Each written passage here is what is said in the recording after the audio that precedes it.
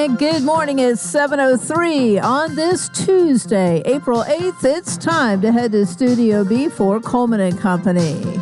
Hello, everybody, and welcome. The sun is shining, but it's a little bit on the nippy side out there this morning. No frost that I could detect, but anyway, we say good morning to you. And each Tuesday, our program is brought to you by Vanderbilt Wilson County Hospital. And we'll start off as we usually do with our hospital medical minute here for you this morning. And being prepared for a health emergency can make all the difference in a life-threatening situation. Before an emergency strikes, create a list of friends and family members who can drive you to the hospital if needed. Keep an up-to-date medication list stored on your phone or in your wallet so clinicians can accurately provide the right care and medicine. Symptoms that indicate a health emergency include severe chest pain, signs or symptoms of stroke, major trauma such as a head injury, severe pain of any kind, and abrupt changes in mental status. When it comes to your health, it's always best to play it safe. And for more information, visit VanderbiltWilsonCountyHospital.com.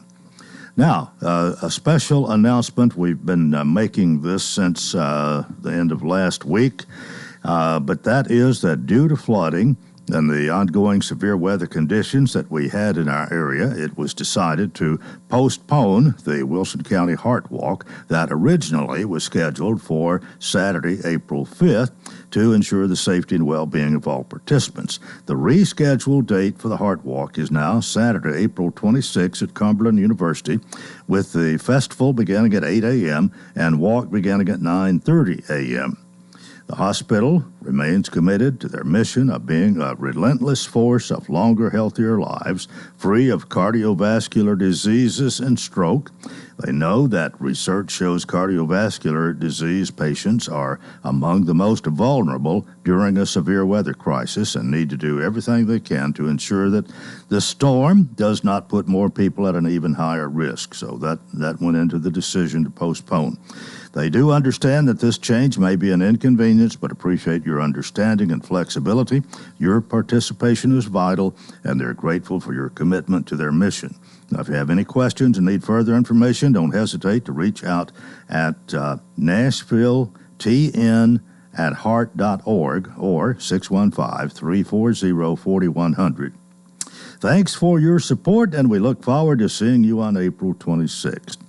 All right, that's the announcement there, and with that, we'll get started with our program this morning, and I'm going to the telephone, and Justin Beasley is with us. Justin, of course, represents the city of Mount Juliet with us usually twice a month, and he is the communications director of the city of Mount Juliet. Justin Beasley, good morning.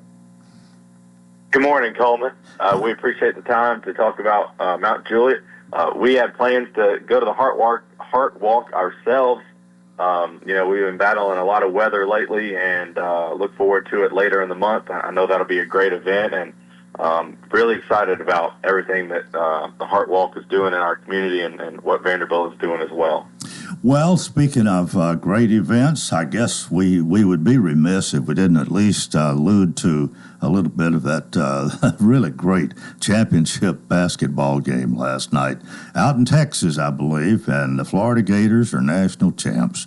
And we've got a happy camper in the control room this morning. MJ, of course, is from Florida, and she's been pulling for them Gators all season, and probably as far as sports goes, couldn't be happier with the end result. I thought it was really a great game, and it was kind of right at the end there, an almost elementary mistake that Houston made and lost the ball at the last second. The game was over. But what is your take on that, Justin? Yeah, I thought, the Final Four had 4 number 1 seeds, and all 3 of those games were really, really good. I love a Cinderella story like anybody else, but, I like the Cinderella to win 1 or 2 games. I don't want to see them on the biggest stage. I want to see the best athletes, and I think that's what we got. If you're a Florida fan, I think you got a big break with Duke losing, but if Duke can't beat Houston, do they deserve to be in the championship? That's another argument. So, it was a really good game. You could tell Florida kind of found their momentum late into the game. They didn't take their first lead until it felt like 1 or 2 minutes left.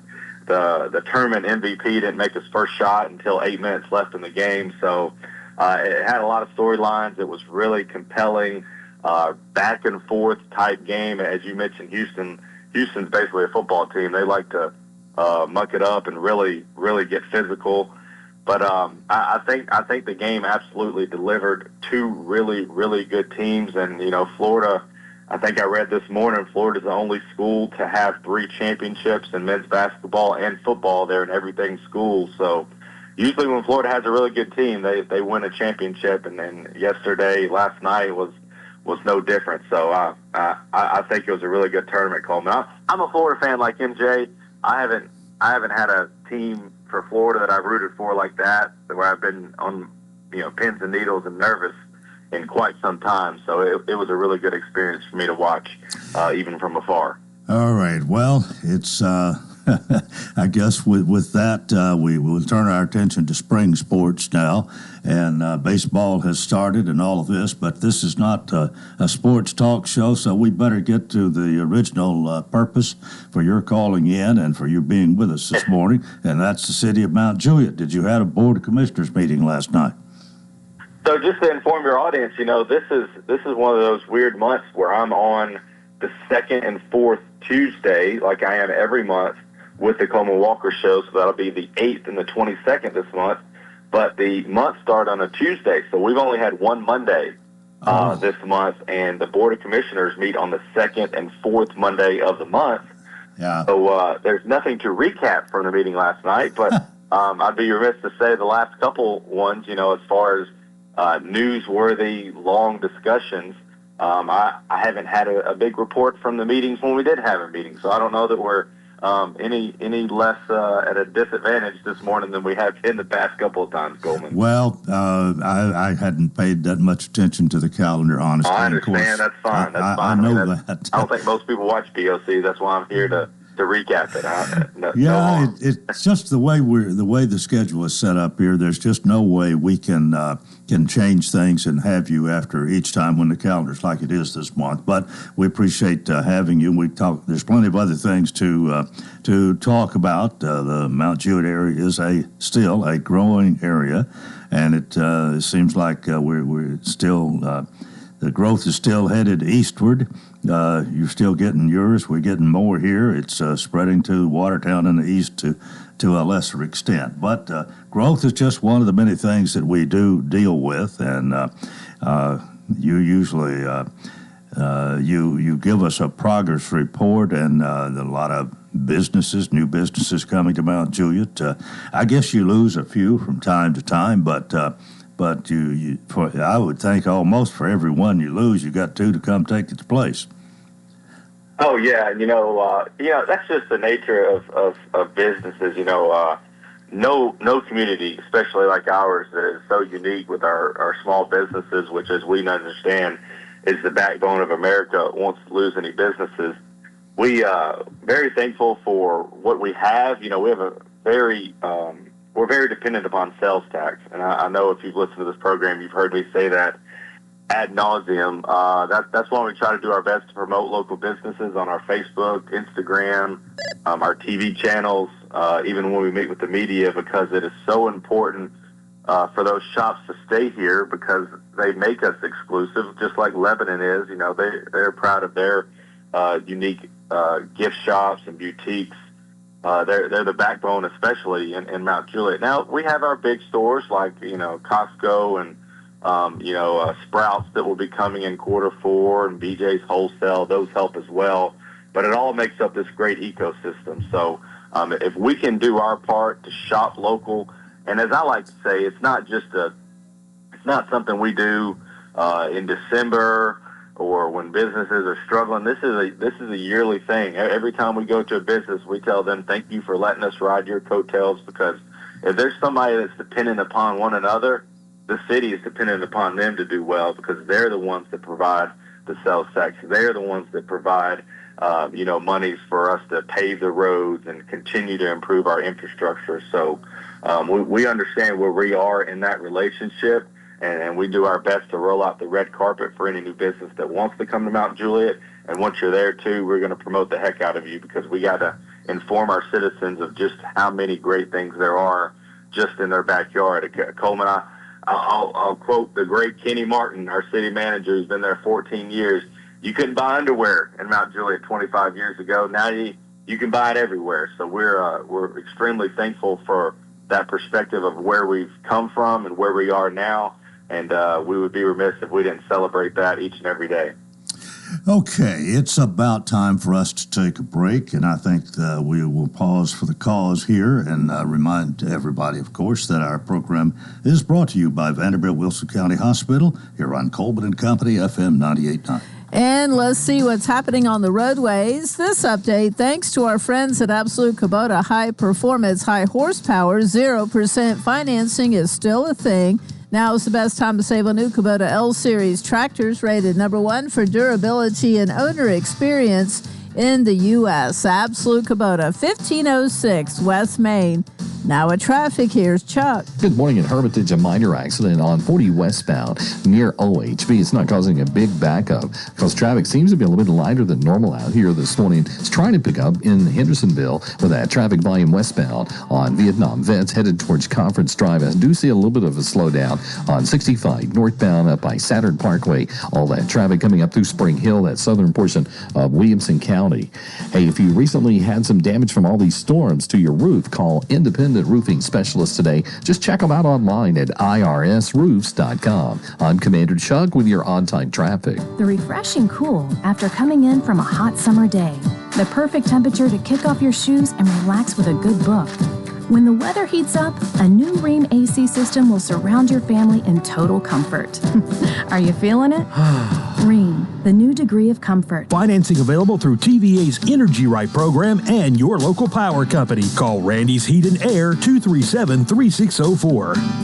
Rheem, the new degree of comfort. Where a patient starts their cancer care matters. And here, that means Vanderbilt Ingram Cancer Center, Wilson County. It's Vanderbilt level care without making the drive to Nashville. From screening to diagnosis to treatment and recovery, patients can get all the care they need right here close to home. So now, having the best care team and most advanced treatment is closer than ever. Vanderbilt Ingram Cancer Center, making cancer care personal. Thanks for joining us here on this Tuesday morning. Justin Beasley is my guest. The information, his official title is Communications Director for the City of Mount Juliet. Let's digress just a little bit here. You're a family man. Tell us how are things to your wife and your two boys? These boys, I tell you, I get asked about them all the time, and they are just spoiled as all get out. My oldest is about to turn 3, so we're working on a birthday party for him, probably going to be monster truck themed. And then I have a 1-year-old that is about to take his first steps.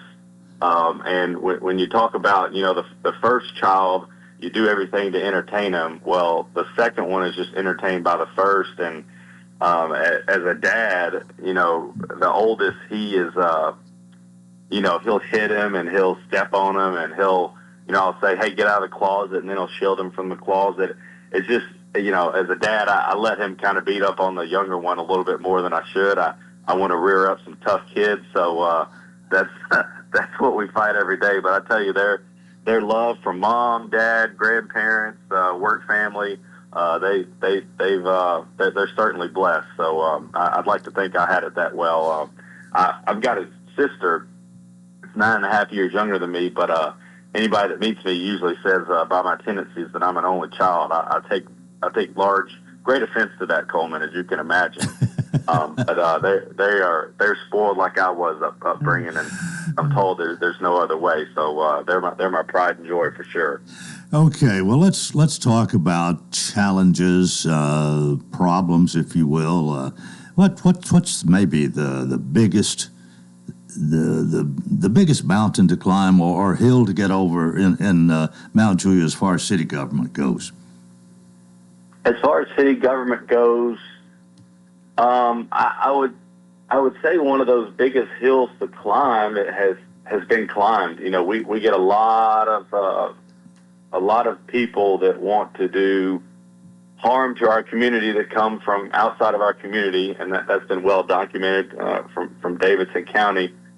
We like to think, and I've said it ad nauseum on this program as well, we've got the greatest police department for our area, for our time, great leadership with Michael Mullins, our chief, our deputy chief, Tyler Chandler.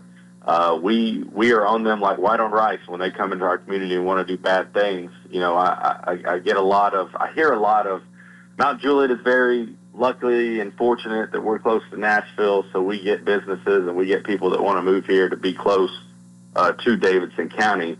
Well, the other side of that coin is we also get some of the crime from Davidson County that wants to come to Mount Juliet as well. While we provide that great quality of life, we also crack down and get on to people that come to Mount Juliet and want to do bad things. You know, our city manager and just the way our ecosystem is, we want to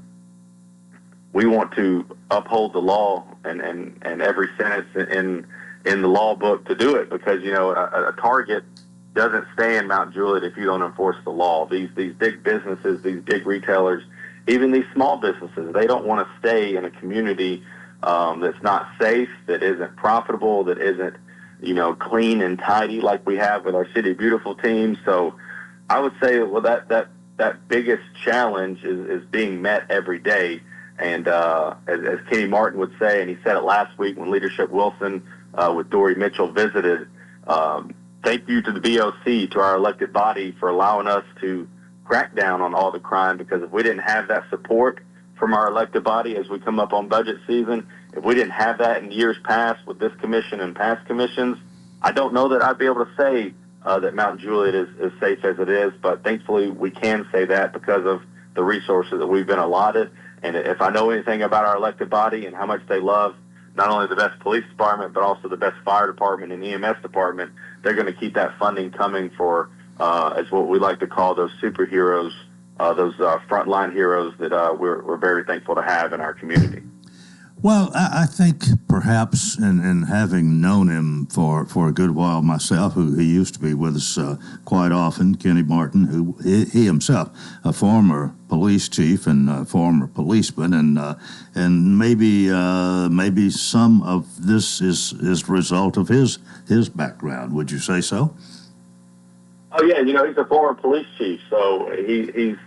You know, every time he speaks, he's talking about him being a former police chief, and he's got some stories to tell about it. Coleman, you know, I know him well, too, and I don't want to speak for him, but I got to tell you, him being a police chief is one of his biggest pride and joys of his career. And when you get that demeanor in an ECD hat, economic development, which he used to be the economic development director, and now you get it as the city manager, it really encompasses everything you do. I just mentioned, you know, the last question you had, how economic development is so important when it comes to law enforcement and what you're able to provide there. And then you look at a city manager standpoint, quality of life and how safe our city is. Safety is number one priority. Our elected body, and Kenny Martin will tell you the same thing. Police come in hand with that. So I would certainly think that he has a different perspective on that, given his positions held previously, than maybe most city managers, and it's really perfect for our city, because Mount Juliet, I mean, Kenny's told stories where he was the only patrol officer there for a while. At one point, they had 6 employees. You know, now we're fortunate to have a lot more because we over-police, and we need them because we're close to Nashville, and there's a lot of crime that comes from there. But again, it's not a problem in Mount Juliet because of the great leadership that we have and the way we do police, specifically within our city limits. Okay, I want to change, switch gears, as we say, a little bit here. Parks and recreation and leisure time, where it's spent. You've had so much growth to deal with, but I think at the same time you have had your ear attuned to quality of life issues and things like parks and recreation. Talk about that, if you will. Yeah, real quick, just to promote a couple of events we have specifically with Parks and Rec. Chief Rental and Mount Juliet Parks are sponsoring Easter in the Park. This is a free event this Saturday. It'll be from 11 a.m. to 2 p.m. We'll have drink vendors, candy, inflatables. Chief Rental, which is a proud sponsor the last couple of years with things specifically in the park, they're going to bring out some of their big equipment, maybe get some the grown-ups on it and just to check it out. They've been really good to the parks. As you know, Rocky is very close with Mark Harrington. He used to be the chamber president. He was a part of the Rotary Club in Mount Juliet. Very well-to-do businessman and one that wants to give back, very charitable to our parks. Again, if you want to check out more information on that, Easter in the Park, Saturday, April 12th on our Facebook page. And then our extra special egg hunt, which is for those in Wilson County with special needs only, that is presented by Volunteer Bank. As you know, Volunteer Bank is a big sponsor of many things to do within our Parks Department. They used to be Volunteer State Bank. Now they're under the new umbrella of Volunteer Bank. Same great pride and service over there with the great ladies of Sean and Tina. That will be Tuesday, April 15th. That's 1 hour from 6 to 7. That'll be inside the gym. You can pre-register, limited space there, but no fee required. Again, Tuesday, April 15th. That is our extra special egg hunt, and that is a fun event. We have fire and police department there as well. It's a grand old time. So if you know anybody in Wilson County that fits that criteria, please share that on your HOAs, to your family, to your friends. We want to pack that gym and not forget about them as well. As far as parks is concerned, quality of life, I think, is right there behind safety. You know, safety's one, quality of life is two. We've got tons of greenways. We got tons of parks. You know, they're starting to mow and keep the city clean. Rocky Lee and his supervision, they're always doing some kind of event. They are opening up a new, what would you call it, activity center right by the new police department. That'll be open up any minute now. And, of course, you know that they're in the design phase, working to pitch to the Board of Commissioners to hopefully get it inside of the budget, at least a phase one for a new aquatic center. We will see the latest and greatest on that. But when you talk about parks, I would say that when a department is doing as much as them, I don't know you'll find one that's doing more than them, especially this time of the year, both with what they have and what they're wanting to have.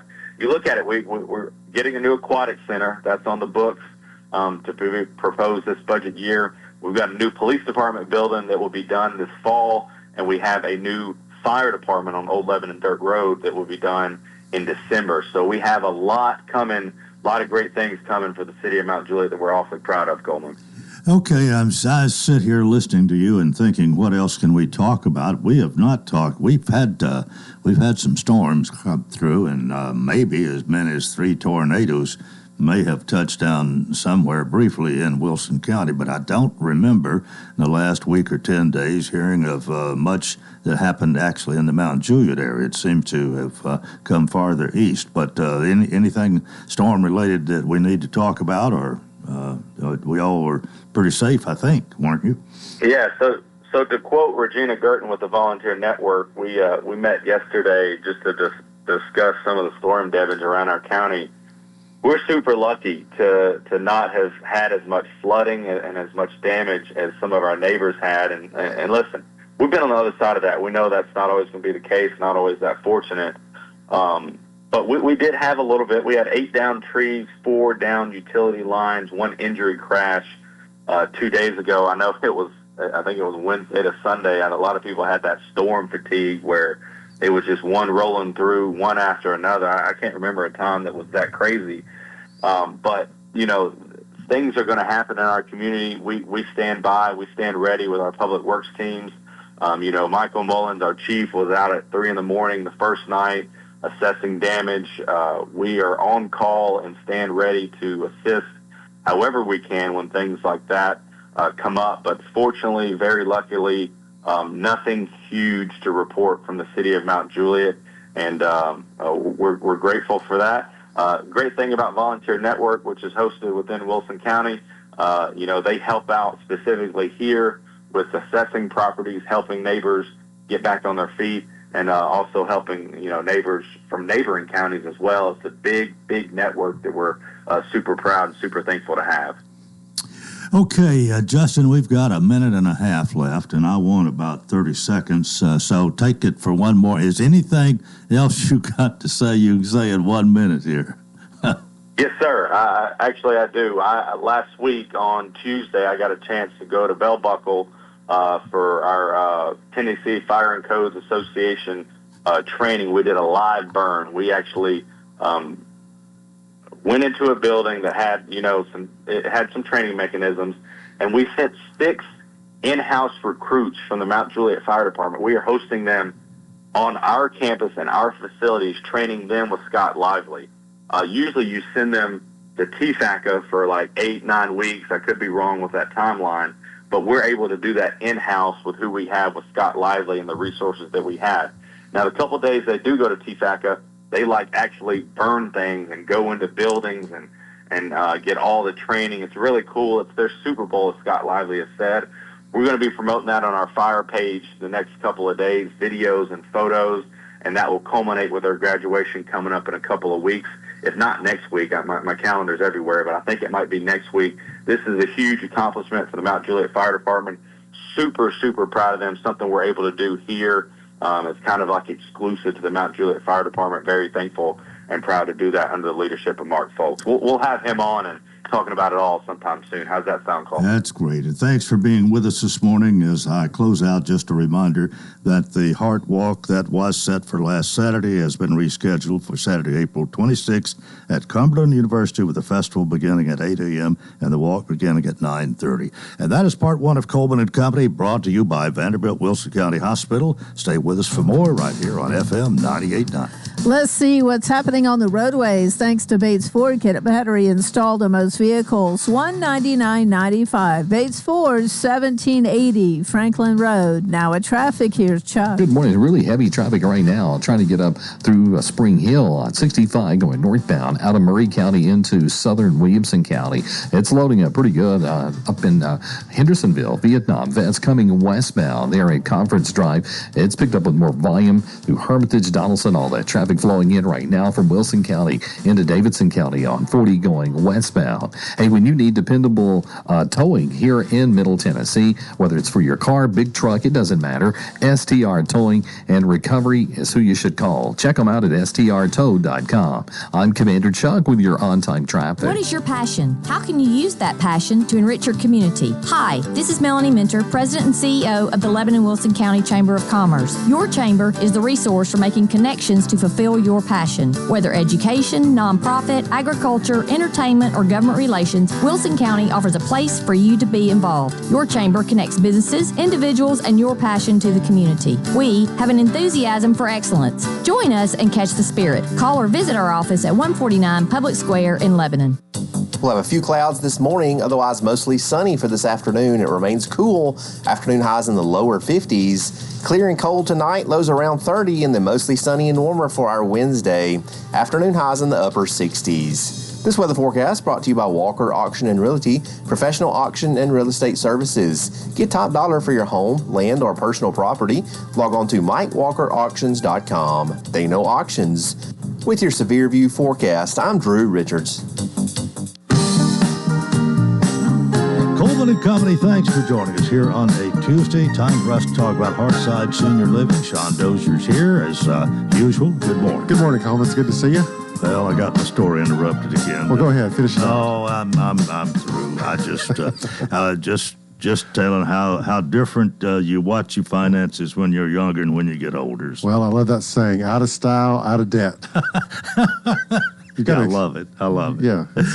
Oh, Sean is Executive Director for Hearthside Senior Living at 215 Castle Heights Avenue North and is here each Tuesday for about 5-6 minutes to tell us all about it. Well, I was thinking this past week, Coleman, we had several weather events and, like schools, we have drills that we go through and, we try to keep our residents safe and aware of what's going on. And so when we had those tornado watches and warnings, we practiced our tornado drill a couple times last week, and we got all the residents in the hallways. And we also do fire drills. We also do cold weather drills. We do hot weather drills. We do a bomb drill a bomb drill test.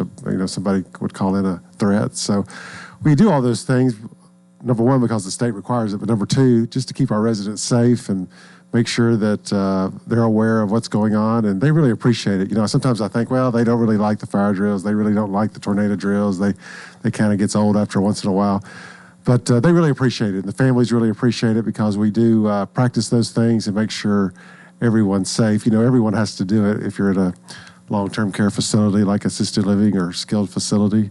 So we do practice those. We do those drills. Our employees know what to do, and I think that's a good thing. When you live in a condo, you live by yourself. Sometimes you don't pay attention to what's going on, but when you're in assisted living, you're protected when we have those drills, and I think that's a good thing to have. Well, it is. I'm just wondering if it's just extremely cold and you've got one scheduled, you might think twice. You don't want to get somebody out there in the cold and get a cold or pneumonia or something. No. We, in fact, in a fire drill, they don't have to go outside. We keep them by the door, but still to know what to do. That's very important. We have two people that are blind, and they know what to do, and our staff knows what to do with them. And, fire drills are important. We do one every shift, every quarter. And, those 11 p.m. to 6 a.m. fire drills are not the most popular, but we have to do them and make sure we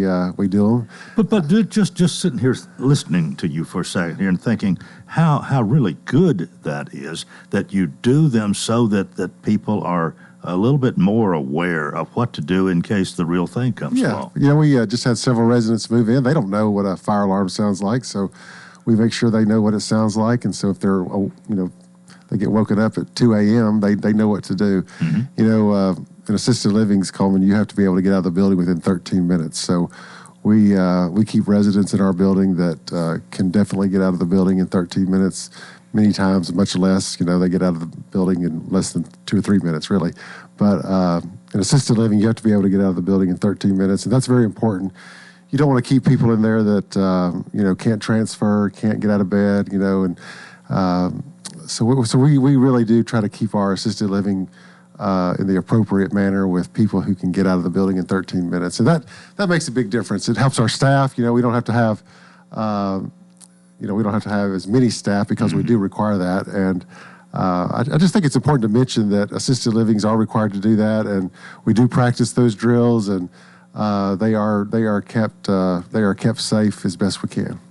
Well, I'm wondering, you still full up? We're full, Coleman. We have, in fact, I have several people I'd love to get in there today, but we're absolutely full, and we have some people that may be moving on to a higher level of care pretty soon. But we're full right now. We're full in our independent living, so we're good to go. We have people that are touring constantly in our independent living and also our assisted living, and Hearthside is a popular place right now, and that's a good thing. Well, anything else before we get to our Hearthside Hello? Well, I just want to say, we are a faith community, and that's important to us, and we're a comfortable and safe place, Christian place for people to live. And since 1994, we've been a staple in the community, and we're going to continue to be that way. And we're there to serve people, and that's what we're going to continue to do. And that's, you're in your 31st year, I believe. 31st year, yeah. Yeah. It's amazing. Hearthside Hello is going to go to Albert Gomez. He's a 92-year-old Coleman. He is a Wilson Rides client, and I just wanted to mention him today. He listens to you, listens to us, and I want to say happy birthday and a Hearthside Hello to Albert Gomez. Oh, that's great. And I appreciate you doing that, too. That's something else to listen to you for every week. Well, I enjoy doing it. I enjoy when people say, hey, I hear you on Coleman, and they do all the time. So I appreciate you letting me do it. Wonderful. Sean Dozier, Executive Director, Hearthside Senior Living, 215 Castle Heights Avenue North. Go by, see him anytime. Anytime. Always give him a call, 615-443-1994. Have a good week. Thank you. See you next Tuesday. Okay, we're 22 before the hour. Jeff Luttrell, our Director of Schools, is here. A Board of Education meeting last night, I think, and I'm sure we got plenty to talk about. Good morning. Good morning, Coleman. Well, first thing I want to talk about is the inclement weather last week and the storms and the rain and all that. You had to call out school some more. It wasn't a snow day, but it the same thing as, and just was wondering what went into your decisions there. I was a little surprised, but I mean, you got all the information, and it didn't look good part of those days. It didn't, especially Thursday. We were watching.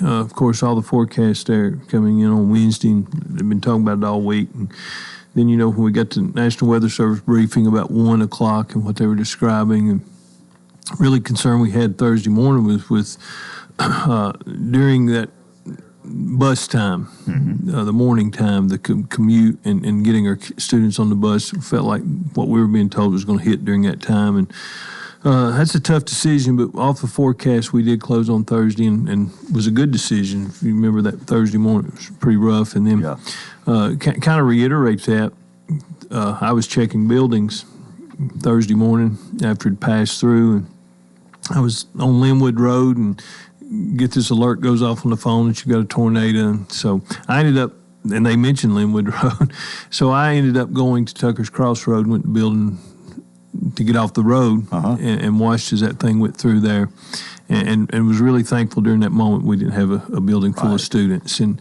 then we get into the same thing on Friday, and as much as we got it right on Thursday, we may have gotten it wrong on Friday. The forecast didn't come in as they were saying. They were talking about with all the saturated ground and the streams, the rain we were going to get Thursday night into Friday, and then you get up Friday morning, and at my house, we didn't get a drop, I don't think, during that. And so, but I think the good thing is that the state of Tennessee has been proactive in building in these days into the school year where that you can use them for safety. And it always comes down to that. And,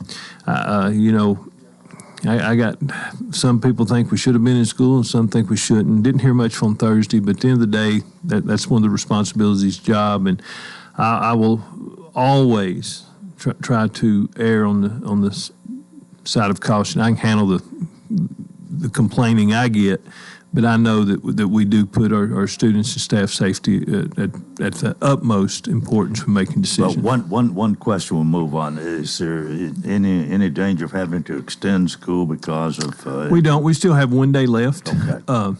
And hopefully we won't have to use that. But we have used 9 of our 10 days that are built in, and so we're hoping here the spring and the sun, and that we don't have to use anymore. Right. What happened last night?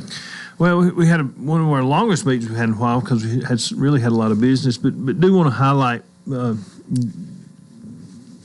something that we celebrated Friday night. And that's the annual Teacher of the Year program at Coleman University, and really wanted to thank W.P. Bone, Wilson County Motors, Bob McDonald, president of Cedarstone Bank, and their staff, and Coleman University for putting this on. This is a great event. It's an annual event, and it brings in all teachers from all over the county, LSSD and Wilson County, and our private schools, Friendship Christian, Mount Jude Christian. Their Teacher of the Year is there for a nice meal. We had General Pickler was our speaker, did a great job. And then they announced the Wilson County Teacher of the Year. And for 24-25, the winner was Sharice Carter. She's a elementary teacher at Springdale Elementary School. She's a ESL teacher, and really one of yours, one of us, one of ours.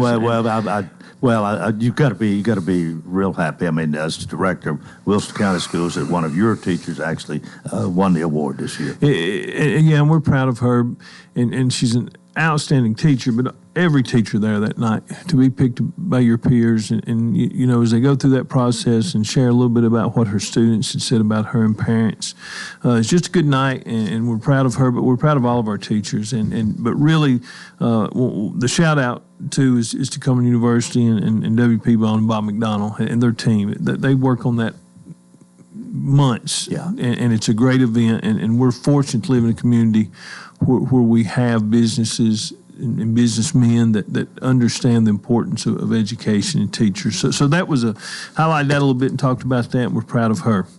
Then we got into just our regular, we had some students in from Lebanon High School, from the band, did a number, very impressed.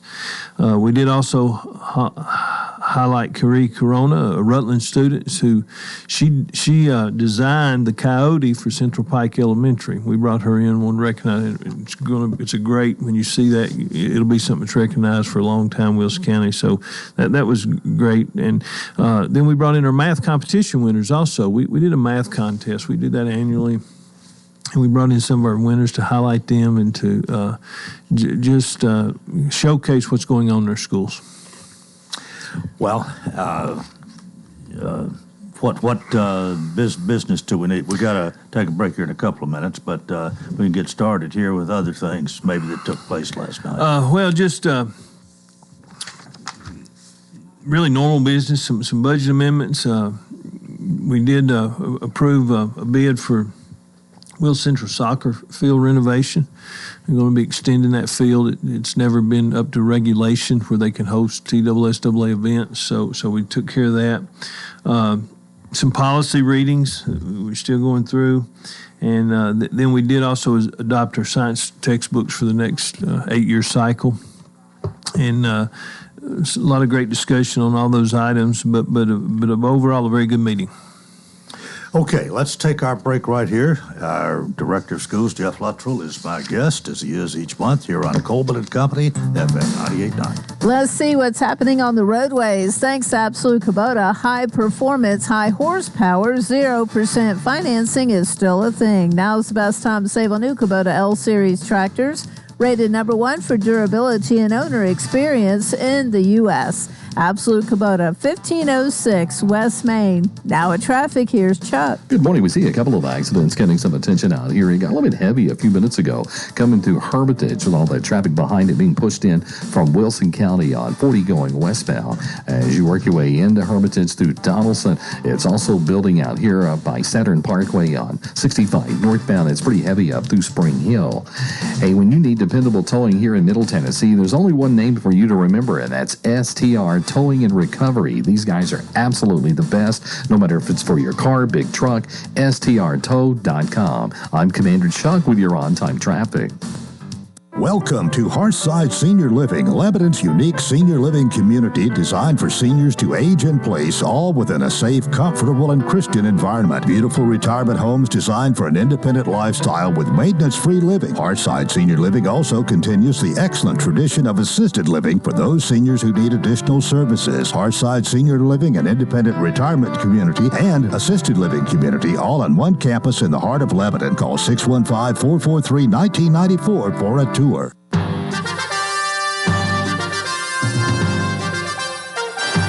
Hi Phoenix fans, this is Quinlan Wiley from Noonan, Georgia, and I'm a senior pitcher for the Cumberland Phoenix. We're fighting for a Mid-South Conference championship, and we want all you guys to be a part of it. Come out to the 6 and watch us battle Campbellsville in a huge Mid-South Conference series. All games can be heard online at WANTFM.com, GoCumberlandAthletics.com. Check out the CU website for game times. I'll see you at the 6.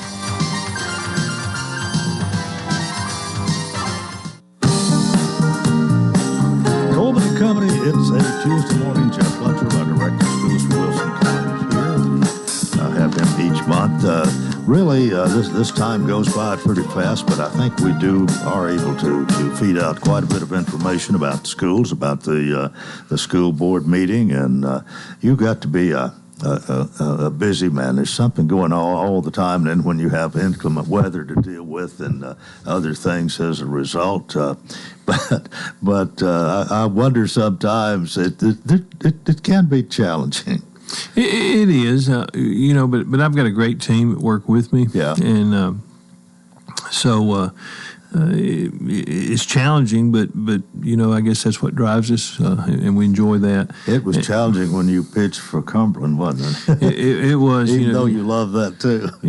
Sometimes having Woody Hunt in your ear can be, and I love Coach Hunt to death, but that does those kind of moments, and that's why we offer our sports in our schools. I'm a big believer that sports and being a part of organizations and being a part of the band or FFA, it does teach you life lessons that pay off later on. Yeah. Well, it's more from last night's meeting we need to discuss. No, just a good meeting, a lot going on. Getting ready we discussed set some budget dates, workshops, a couple of days to come in and try to get our budget ready. We've got to present to the county commission on May 27th, so our board will have to approve that, and that's what we're in right now, getting staffing set up for next year and looking at budget considerations. And how big a job is it going to be for you to get the board to approve the budget you want to present? Well, of course, the process I use is all of our departments turn in their wants and needs, and also allow our board members to do that. They send us stuff, and we compile all that together, and then it's complicated and it's a long process, but at the end of the day, it's really pretty simple. You're going to have a certain amount of revenue, and you've got a certain amount of set expenses you have to take care of, and then how you divvy that money up after that. And a lot of people don't know this, but from 80 to 85% of your operating budget in the school system is going to be on staff. So there's not a lot of room. We look at our total budget and you think, well, we got all this money. But you got to set your staff first, and that's determined by ratios and state requirements, and then you get into some other things. And so as complicated as it is, it comes down to there's only so much money. And you have to determine what your desire is and what your priority is in what your programs you're going to offer your students. Well, are you concerned about anything the federal government might change, any cuts that you might have to endure, or we don't know? I guess we know exactly what to expect with the new administration and doing away with the Department of Education. I think they're well on the way of doing that with the U.S. Department of Education. But how does that affect you and your thinking and your budgeting? Well, they dropped some federal allocations, I guess yesterday. Received an email over the weekend discussing that. And it appears those allocations are going to be really close to what we got last year, but that's just a prediction. But in the guidance we did receive, and we're not getting a lot of guidance because I don't think there's a lot of guidance out there, but the guidance we have received basically said, these are numbers. This is not set in stone, and so we discussed with the board a little bit last night. If you set a budget and then your allocations don't come in, then you have to revise that budget, which that would be a process we'd have to go back to the board and back to the county commission. There's a lot of unknown. Well, Jeff, let me ask you this. The county and the city of Lebanon, probably Mount Juliet, most governments have some kind of savings or rainy day fund, something to fall back on a little bit. Do you have some of that built in to the county, to the school? We do, but by state mandate, we have to have 3% of our operating budget set aside. And, I have been adamant since during my tenure, I want 10%, just for the simple fact that in a district this size, it's several $1 million run payroll. So currently we're setting approximately 20-some million in our fund. And that's what it's for. It's for any type of emergencies, and I would like it to even be bigger, but at the same time, this is taxpayer money, so we want to budget money. We don't want to hoard money. We're not in that business. But yes, we do feel comfortable. We're pretty proud of the decisions we've made the last 3 or 4 years, how we've handled some federal money. We didn't use any of the ESSER funds for any reoccurring expenses or any big capital projects. We've taken care of that out of local. So we feel good, but little bit concerned some of the talk that Title III money, which we do a lot of our PD, and we had in years past did some things for instructional coaches out of that and some other positions. So is there some concern? Absolutely. But do I think we can we're going to have school. I'm not worried about that. Well, you all have to get your heads together and come up with this budget. And you explain that the input from the different people in your team and so on. But then once you get that, and this is what we really need, and this is the way to go, you've got to sell that to the county commission. And I guess some years it might be a little bit harder sell than others, but I think for the most part they have gone along pretty well with you while you've been director. Well, I've been very.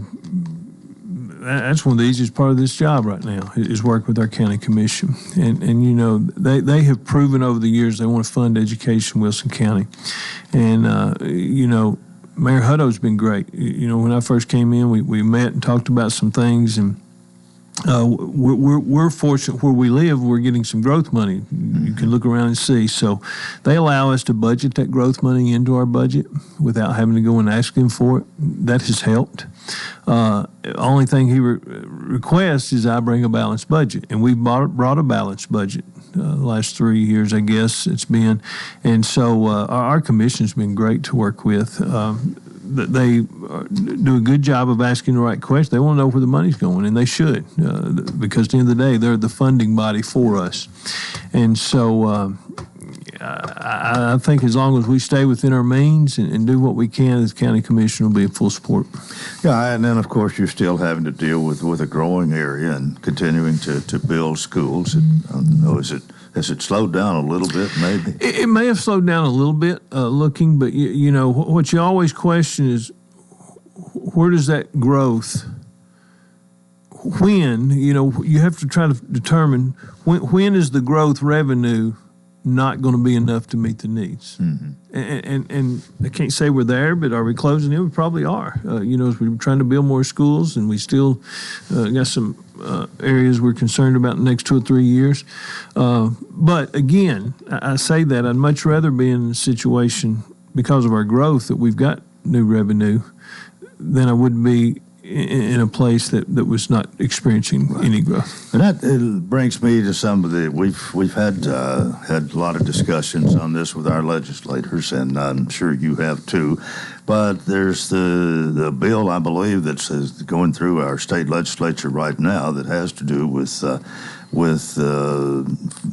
school funding for people who are not legal citizens of our country, and this is a problem. There's different opinions here as to what we should do, and I don't think any of us know what we're going to do until we know whether this legislation passes and the results of that. But your feelings on that, if you don't mind, I'd like to know how. I mean, we know that we have children of people here who they say are undocumented. Honestly, they're not citizens. They're not here legally, but it's not the children's fault, and there's a lot of ways this is looked at. There is, and I've watched that bill go through and have discussed some things with our legislators. My personal opinion, I'm going to give you my personal opinion now, is that Plyer versus Doe, Supreme Court ruling in 82 that says that regardless of status, they have a right to free and public education. I do feel like that, I'm seeing this go through. And I hear people say, well, we want to pass this law so that it'll go to the local school districts and they'll make it, it's a permissive bill. It doesn't say you have to or don't. You can.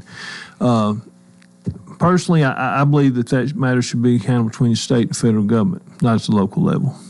Because I do believe that the first school district that says they're going to charge tuition will be in a major court battle. And I don't think that should be the burden of the local school district.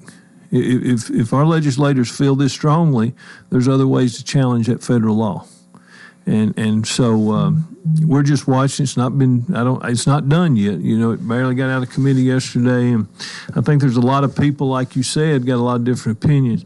But I think that our job in Wilson County is to educate our students, because I believe that an educated population builds a stronger community.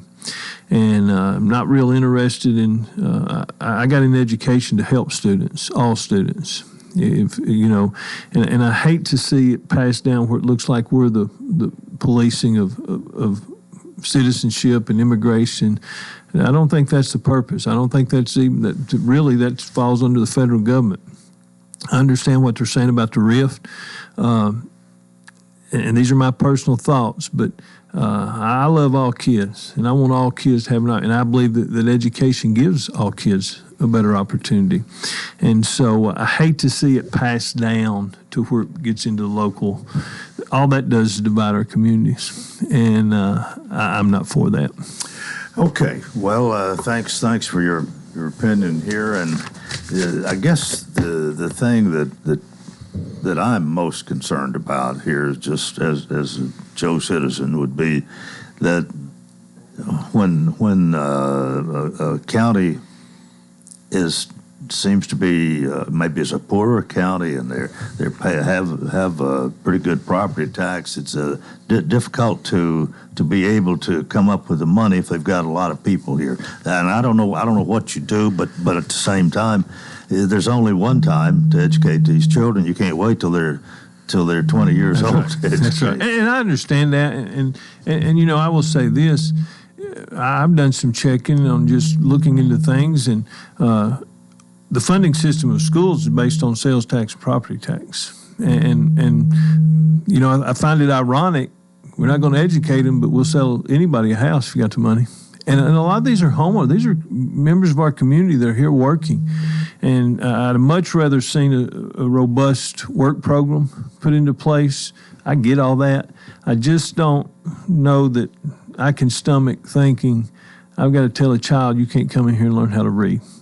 And that's from a person. I'm not speaking for Wilson County Schools. I'm speaking Jeff Luttrell, why I got into education. All right. You can look at the clock, tell it's time for us to go. Thanks for being with us, and I appreciate your input as always. We'll see you next month. Jeff Luttrell, our Director of Schools, and that's it for a Tuesday. Please join us tomorrow, and until then, I wish you a terrific day.